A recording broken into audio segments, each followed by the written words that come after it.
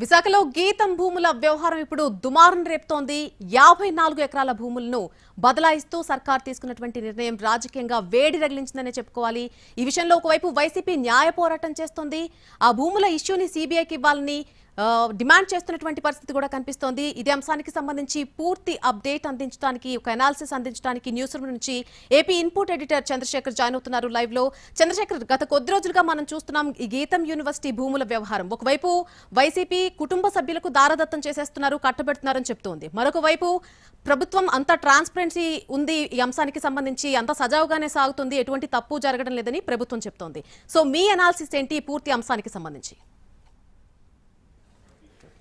మళ్ళీ మొత్తానికి ఏపీలో ఇప్పుడు హాట్గా మారిన అంశాల్లో గీతం యూనివర్సిటీకి భూములు కేటాయింపు ఒకటి. 40 ఏళ్ల క్రితం ఏర్పాటైన ఈ యూనివర్సిటీకి సంబంధించి ఈ మధ్య కాలంలో 54 ఎకరాలను కేటాయిస్తూ మున్సిపల్ జీవీఎంసీ కమిషన్ సమావేశం నిర్ణయం తీసుకుంది.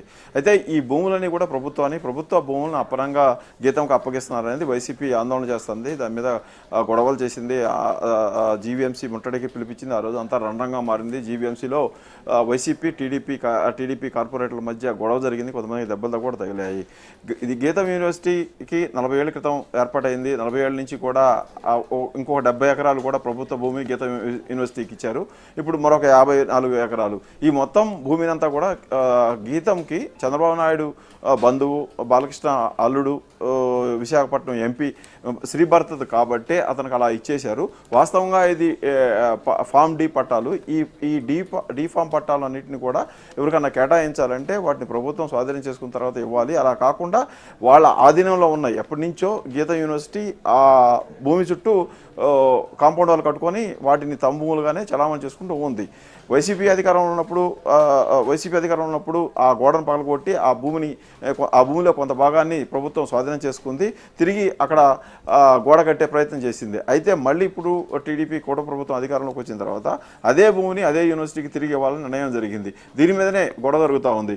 ఉత్తరాంధ్రలో హాట్ టాపిక్ ఏదైనా అయిందంటే ఇదే అవుతుంది. ఎందుకంటే వైసీపీ దీని మీద తీవ్రంగా పోరాడుతూ ఉంది. వైసీపీకి ఇప్పటివరకు ఉత్తరాంధ్రలో గట్టిగా పోరాటం చేయడానికి ఒక అంశం కూడా దొరకలేదు.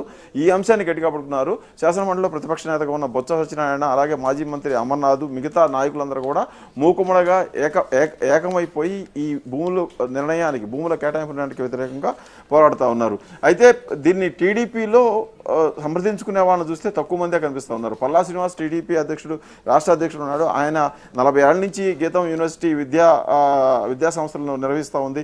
వాళ్ళు విద్యారంగానికి సేవ చేస్తున్నారు కాబట్టి ఆ భూముల్ని ప్రభుత్వం నిర్ణయించిన ధరకే ఇవ్వడంలో తప్పేమీ లేదని ఆయన చెప్పుకొచ్చారు. శ్రీభరత్ దీన్ని తప్పుడు ప్రచారంగా కొట్టేస్తూ ఉన్నారు. వేల కోట్ల రూపాయల భూములు తామేదో అప్రంగా కొట్టేసినట్టుగా మాట్లాడుతూ ఉన్నారు. అది కరెక్ట్ కాదు. ప్రభుత్వం నిర్ణయించిన భూమికి మేము ఆ ధరకు ఆ భూమిని కొనుగోలు చేయడానికి సిద్ధంగా ఉన్నామని శ్రీభరత్ ట్విట్టర్ వేదికగా మాత్రమే ఆయన చెప్పారు. వైసీపీ ఒక పక్క భారీ ఎత్తున ఆందోళన చేస్తూ ఉంది. జీవీఎంసీలో గత నెల 30వ తారీఖున జరిగిన జీవీఎంసీ సమావేశంలో కూడా ఈ వ్యవహారం మీద భారీ ఎత్తున నిరసన జరిగాయి. జీఎంసీ ముట్టడికి వైసీపీ పిలిపించింది. వైసీపీ తరపు నుంచి ఆ పార్టీ కార్యకర్తలు, కార్పొరేటర్లు, నాయకులు, మాజీ ఎమ్మెల్యేలు, ఎమ్మెల్సీలు, మంత్రులందరూ కూడా అక్కడికి వెళ్ళారు. పోలీసులు వాళ్ళని అడ్డుకోవడం, తోపులాట అంతా జరిగింది. ఇంత జరిగినా కూడా టీడీపీ వైపు నుంచి క్లియర్ వివరణ, ప్రభుత్వం వైపు నుంచి క్లియర్ కట్గా వివరణ అనేది రాలేదు. అయితే దీన్ని వైసీపీ ఆసరాగా తీసుకుంటుంది. జగన్ కూడా ఒక సుదీర్ఘమైన ట్వీట్ చేశాడు. దీని మీద 5,000 కోట్ల రూపాయల భూముల్ని చంద్రబాబు నాయుడు తన కుటుంబ సభ్యులకి, తన కుటుంబానికి కేటాయించుకుంటూ ఉన్నారు.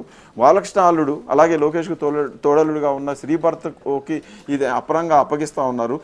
1998లో 71 ఎకరాలను ఎకరానికి 18,000 రూపాయల చొప్పున ఈ గీత యూనివర్సిటీకి ప్రభుత్వం కేటాయించింది. దాని ప్రకారం పేద విద్యార్థులకు వాళ్ళకు కూడా విద్య చెప్పాల్సింది. అక్కడ ఆ విద్య కూడా అందటం లేదు. ప్రభుత్వం ఇప్పుడెందుకు ఈ భూమిని ఇంత తక్కువగా ఇస్తుంది అనేది వైసీపీ ఆరోపణలు చేస్తుంది. ప్రధానంగా చంద్రబాబు ఫ్యామిలీని టార్గెట్ చేసుకొని వైసీపీ విమర్శలు చేస్తూ ఉంది. ఇది చంద్రబాబు నాయుడు ఫ్యామిలీకి సంబంధించిన వ్యవహారం కాబట్టే ఇది హాట్ టాపిక్గా మారిపోయింది. ఈ భూముల్ని ప్రభుత్వం ఎంత ధర నిర్ణయిస్తుంది. ఇప్పుడు జీవీఎంసీ చేసిన తీర్మానాన్ని ప్రభుత్వానికి పంపించిన తర్వాత ప్రభుత్వం ఏ విధంగా ఆ భూములకు విలువ నిర్ణయిస్తుంది, అది వైసీపీ ఆరోపిస్తున్నట్టుగా స్వల్ప ధరకు, చౌక ధరకు ఇస్తుందా, లేకపోతే మార్కెట్ ధర కేటాయించి ఇస్తుందా అనేది కూడా చూడాల్సింది. శ్రీభరత్ అయితే వైసీపీ ఆరోపణలు తీవ్రంగా ఖండిస్తూ ఉన్నారు. పక్కన కమర్షియల్ ల్యాండ్కు వేసిన లెక్కలన్నీ కూడా తీసుకొచ్చి ఇక్కడ చెప్తా ఉంది వైసీపీ. అది ఏమాత్రం కూడా కరెక్ట్ కాదు. ఏదేదో ఊహించుకొని ఏవేవో చెప్పి 5,000 5,000 కోట్లు 10,000 కోట్లు అని చెప్తా ఉన్నారు.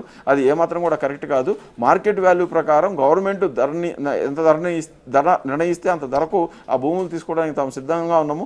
ఉచితంగా అపరంగా ఆ భూములు తీసుకోవడానికి తాను ఏమాత్రం కూడా సిద్ధంగా లేని కూడా ఆయన చెప్తూ వస్తున్నారు. అయితే వైసీపీ మాత్రం దీన్ని ఇంతటితో వదిలిపెట్టాలనే ఉద్దేశంతో లేదు, దీన్ని తీవ్ర స్థాయిలోకి తీసుకువెళ్లాలని చూస్తుంది. ఇది రాజకీయంగా ఒక అస్త్రంగా వైసీపీ వాడుకోవాలని భావిస్తోంది. ఎందుకంటే ఇది చంద్రబాబు నాయుడు ఫ్యామిలీకి సంబంధించిన విషయము. లోకేష్ తోడలుడు కావడం, బాలకృష్ణకు అల్లుడు కావడము, ఈ శ్రీభరత్ వైజాగ్ ఎంపీగా ఉండటం, ఇలా ఇన్ని అంశాలు కలిసి రావడంతో ఎక్కడైతే ఉత్తరాంధ్రలో పట్టు కోసం టీడీపీ వైసీపీ టీడీపీ మధ్య పోరాటం జరిగిందో రెండేళ్ల క్రితం, ఇప్పుడు అదే చోట అదే రకమైన పట్టు కోసం వైసీపీ అక్కడ వెతుక్కుంటా ఉంది. గత ఎన్నికల్లో చూసుకుంటే మనం 2019 జరిగిన ఎలక్షన్లో టీడీపీ దారుణంగా దెబ్బతినిపోయింది ఉత్తరాంధ్రలో. అదే పరిస్థితి ఇప్పుడు వైసీపీకి వచ్చింది. మళ్ళీ ఉత్తరాంధ్రలో నిలదొక్కోవాలంటే ఇలాంటి ఒక అంశాన్ని తీసుకోవడం ద్వారా మళ్ళీ అక్కడ రాజకీయంగా పునాదులు వేసుకోవచ్చు అనేది వైసీపీ భావిస్తోంది. టీడీపీ వైపు నుంచి గట్టిగా రిటార్ట్ అనేది దీని మీద లేకపోయినప్పటికీ కూడా ప్రభుత్వం ఏం చేస్తుంది ఈ జీవీఎంసీ తీర్మానం మీద అనేది అందరూ ఎదురు చూస్తూ ఉన్నారు. నళిని, చంద్రశేఖర్, ప్రధానంగా ఇక్కడ భూమి విలువకు సంబంధించి చాలా ఎక్కువ చర్చ జరుగుతుంది. మీరు చెప్పినట్టుగా ఇందాక పల్లా మాట్లాడినప్పుడు కూడా గతంలో మనం చూసాం, ఆ భూములు నేను స్వయంగా చూశాను, అవి జనానికి ఉపయోగపడే భూములు మాత్రం కాదు, కేవలం ఇన్స్టిట్యూషన్స్ కి మాత్రమే ఉపయోగపడే భూములని ఆయన వ్యాఖ్యలు చేశారు. ఆ వ్యాఖ్యలు పక్కన పెడితే ఎంపీ శ్రీభరత్ మాట్లాడినప్పుడు 1000 కోట్లు మాత్రమే విలువ చేసే భూమిని 5,000 కోట్లు అంటూ కూడా ఆరోపణలు చేస్తున్నారంటూ ఆయన కొన్ని వ్యాఖ్యలు చేశారు. ఒకవైపు వైసీపీ 5,000 కోట్ల విలువైనటువంటి భూమిని దారాదత్తం చేసేశారు, కుటుంబ సభ్యులు కట్టబెట్టారంటూ ఆరోపణలు చేస్తున్నారు. ఈ మాటలన్నింటిలో కూడా ఎవరి మాట నిజం? అసలు ఆ భూముల విలువకు సంగతి ఏంటి? అంటే వాస్తవంగా అది ప్రైమ్ ల్యాండ్గా విశాఖపట్నంలో చెప్తా ఉన్నారు. పక్కనైతే కొన్ని ప్రైవేట్ వెంచర్లో వేశారు. అక్కడ గజం 68,000 69,000కి అమ్మారు అనేది శ్రీభరత్ ఆయన ట్వీట్లో చెప్పిన పరిస్థితి ఉంది.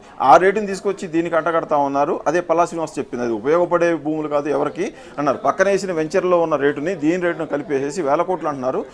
అది కరెక్ట్ కాదనేది శ్రీభరత్ చెప్తా ఉన్నారు. ఏదో రేటుని తీసుకొచ్చి ఏదో రేటు అని చెప్పేసి దాన్ని 1,000 కోట్ల రూపాయలు అని చెప్పి భూదత్తంలో చూపించేసి ఇది పెద్ద అక్రమం అవినీతి అని చెప్తా ఉన్నారు. అది కరెక్ట్ కాదంటున్నారు. అయితే వైసీపీ వేసే లెక్కలు కానీ వైసీపీ చెప్పే లెక్కలు కానీ ఇప్పుడు వైజాగ్లో ప్రైమ్ ల్యాండ్కు ఉన్న ధరను లెక్క పెట్టేసి ఆ ధర ఎంత ఉంటుందో లెక్కేసేసి ఆ ధరను ఈ భూమితో పోల్చేసి అంత ధర ఉంటుందని వాళ్ళు లెక్క చెప్తున్నారు. సహజంగా ప్రతిపక్షం కానీ అధికార పార్టీ మీద ఆరోపణలు చేసినప్పుడు పార్టీలు ఇలాగే చెప్పే అవకాశం ఉంటుంది.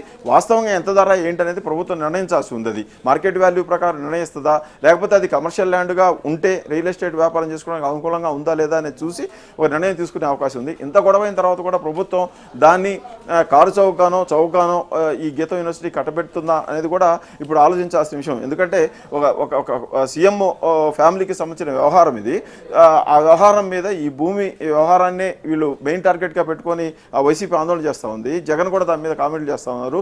జగన్ కూడా ఆ విషయంలో నెక్స్ట్ స్టెప్గా అక్కడికి వెళ్ళి ఆ భూమిని పరిశీలించాలనే ఆలోచనలో కూడా ఉన్నట్టు ఆ పార్టీ నాయకులు చెప్తున్నారు. కాబట్టి ఇది మరింత ముదరకుండా మరింత తీవ్ర స్థాయికి వెళ్లకుండా దాన్ని తెంపేసే ప్రయత్నం ప్రభుత్వం వైపు నుంచి జరిగే అవకాశం కూడా లేకపోలేదు. ఎందుకంటే అది ఎప్పటి నుంచో యూనివర్సిటీలో ఒక అంతర్భాగంగా ఉంది. ప్రభుత్వ భూమిని ఆ యూనివర్సిటీ తన అవసరాల కోసం వాడుకుంటా ఉంది. అలా వాడుకుంటున్న భూమిని వాళ్ళు దాన్ని తమ అవసరాల కోసం తిరిగి ప్రభుత్వం నుంచి కొనుగోలు చేయడానికి చూస్తూ ఉన్నారు. అయితే వాళ్ళ ప్రాసెస్ ప్రకారం పద్ధతి ప్రకారం ఇది జరగడం లేదనేది వైసీపీ ప్రధానంగా ఆరోపిస్తూ ఉంది. ప్రభుత్వం స్వాధీనం చేసుకున్న తర్వాత డీఫామ్ క్యాన్సిల్ చేసిన తర్వాత అది పద్ధతి ప్రకారం ఇవ్వాల్సిన భూమిని ఏకపక్షంగా ఇస్తున్నారనేది ప్రధానంగా ఉన్న ఆరోపణ. Nalini. Right Chandrasekhar, thank you for the live update.